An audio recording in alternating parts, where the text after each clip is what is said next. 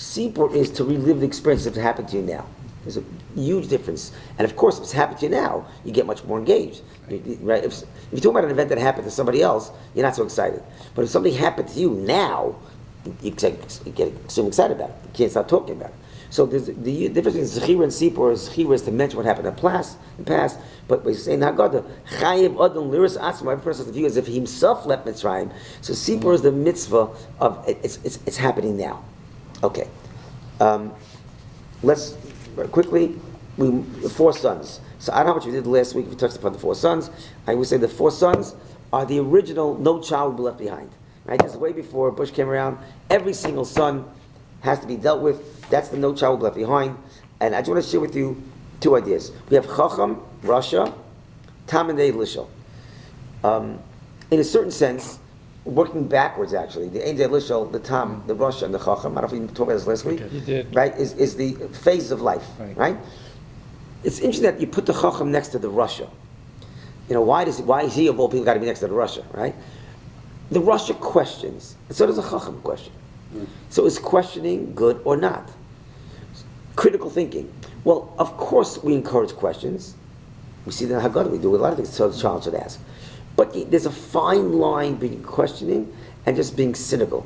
There's a fine line between, really wanting to understand and ridiculing. And so we put the Chacham next to the Rosh to make sure that, and more than that, you can ask questions, but it has to also come with humility. If you asking the question with an arrogance, which it doesn't make sense, as opposed to I don't understand it, right? There's a big difference saying it doesn't make sense to me, or this makes no sense. There's a big difference, right? So there are ways to ask the question. So you put the Chacham next to the Rosh to remind the Chacham there's a way to ask a question. Otherwise you ask like the Russia, which is it makes no sense, as opposed to I don't understand it. 2 sides of the same thing, like love exactly. and hate. Yeah, exactly. You have to know how to ask the question. We remind the Chacham how to ask the question. It's interesting. The other hand, we put the Chacham next to Russia, because perhaps worse than the Russia is the Ein Yedei Lishon, the one who's apathetic. An apathetic person is worse, because a Russia, he's angry, but at least he's passionate. And if you can just channel that anger to a positive, you have a passionate person. In fact, usually anger is the greatest proof that right beneath that anger means, if he's angry, it means you've touched a raw nerve. That means there's something there, right? And he wants to fight it, but you've touched that raw nerve. The apathy is worse. When you don't care, that's far worse. You can't deal with that. And therefore, we tell the apathetic person, the Ein Yedei Lishon, because of this. What's this? It's the current Pesach, right? The current Pesach, which is the ultimate act of, it's Mesiras Nefesh. We took their God, sprinkled on our doorpost, and announced that we don't care. That was the ultimate act of passion and dedication. But it's only because we had passion and dedication that Hashem takes out of Mitzrayim. You don't have any sense, right? So you have to start with a dedication. You have to start with a passion. If you don't have that, you have nothing. And so on a certain sense, we at least applaud the Russia for fighting it, right? But the guy does not fight. Usually I see very often involved in outreach, the people that fight you are the best ones because they care, because they really care. So you have to really work on what the issue is. But the ones that just don't care, what do they do? Nothing to work with. Right, nothing, exactly. Okay, so... Rabbi? Yes. The context of the Chacham, it's in Devarim, right at the beginning of the section where Moshe tells the Chukim and Mishpatim, right, where it's going through the longest section of mitzvot. So the one reason why he's the Chacham is because of the context. He's going back and wants to know everything about being a Jew. I think we mentioned last week that the Chacham, right, the 3 other sons, their questions are in Shemos. The Chacham's question is the end of the Devarim after all the mitzvahs, right? Right? I think we did say that. I wasn't here last week. Oh, okay. Yeah. Okay, we talk about V'hi she'amda l'avaseinu, and this is what still by our forefathers, right? And the question, what is this? Everyone has a different explanation, but V'hi, Medialar means the faith. What got us through is our faith. And when we have faith in Hashem, then Hashem has faith in us. As I say every day, every morning, Mo'odani Fanecha, right? Chemla, b'chemla, Rabba emunasecha. Great is your faith. We say Hashem has faith. What does Hashem have faith in? What does Hashem have faith for? Hashem has faith in us. Rabba emunasecha. If we have faith in Hashem, Hashem now has faith in us. So V'hi she'amda, our faith in Him is what triggered Hashem's faith in us. We say that Arami Overavi, Laban wanted to destroy us. In a way, maybe even more harsher than Paro, it seems, because we say, right? Paro only wanted to go after the males, and he wanted to go after everybody. That's what we say, right? So, it's hard to understand how Laban's harsher than Paro, even though we're saying, do the math. Paro went after Paro went after the males, and he went after everybody. In a different way of looking at it, it's there's a parable about the sun and the wind, and each one claims they're the most powerful. So they have a bet. There's a guy wearing a coat, and so which one's going to take off his coat? So the wind comes and blows. So the person, what does he do? He holds on to his coat, right? The sun makes it really hot, and he takes off his coat, right?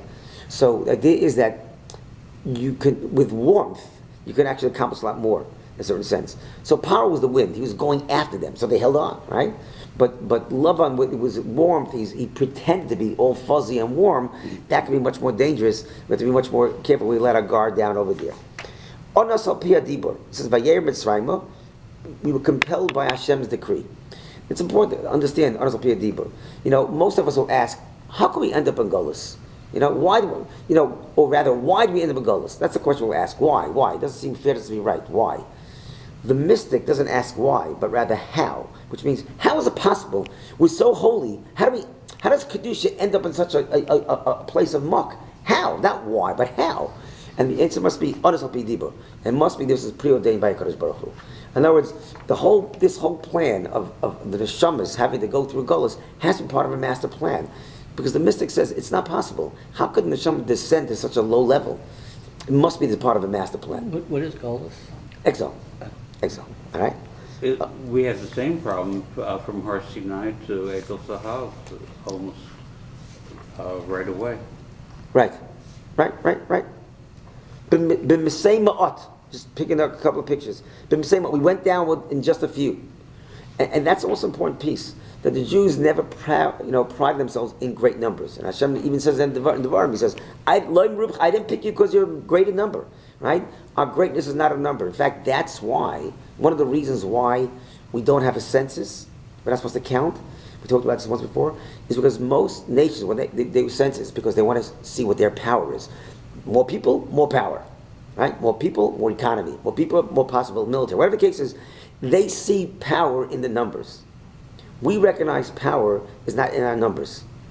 In fact, when the Jews did a accounting, they each have to give the masa shekel, because the Jew sees his importance in terms of his contributions, not in terms of his numbers, right? In terms of our contributions. So, but we went down with a very few. That's never been our thing. And then we say, the Rav Kosh, I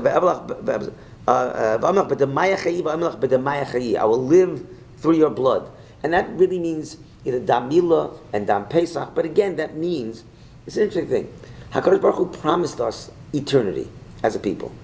Now, that kind of runs against the flow of this world.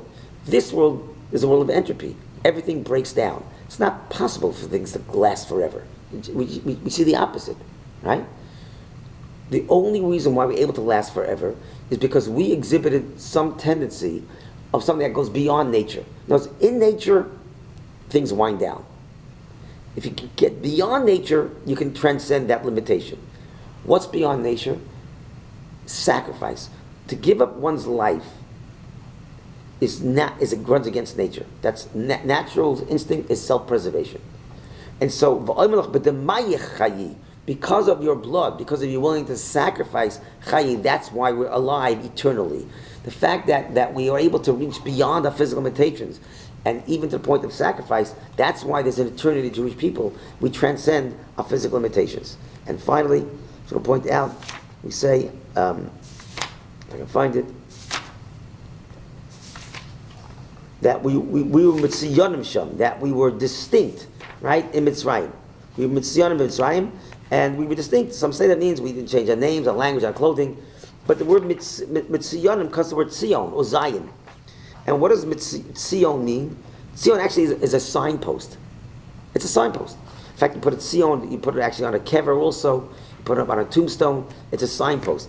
So the Navi actually told Bnei Yisrael when they left Eretz Yisrael into Gullus, he said, make Tzion and put signposts so you'll know how to go back to Eretz Yisrael.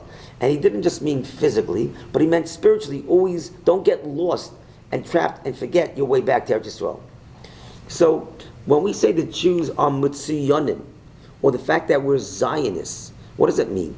Tzion is a signpost. The relevance of a Jew and the importance of a Jew is that we have to be a signpost to the world. That we have to show the world how to live in a moral way. That's our obligation as Mitziyonim, as Zionists. So it's not, Zionism is not just where to live, but how to live. It's not just a location, but it's also a sense of obligation of how, not just where. Interesting. Right? I like that. So, Mitziyonim, yes, we're Zionists because we are the signpost for the world. That's what it really means. That's what it's supposed to mean. And so, Mitziyonim, we always are supposed to be distinct from everybody else to be that signpost for the world as well. That concept is extremely powerful because what it does is it forces us to recognize that it's not just about us. That if we do something, we affect the entire Jewish people. We affect the reputation of God. Right. So we better behave ourselves because if we don't, we're carrying we have a big burden, a big responsibility. Right. And we have to take it seriously. It's right. Way beyond just who we are. Exactly. So it's not just where we live, but how we live. That's really what Zionism means. Do you know where that is? What? Mitziyonim Sham? Yes, I think it's the beginning of that piece over there. I think I just skipped that. I'm not used to this. I got the.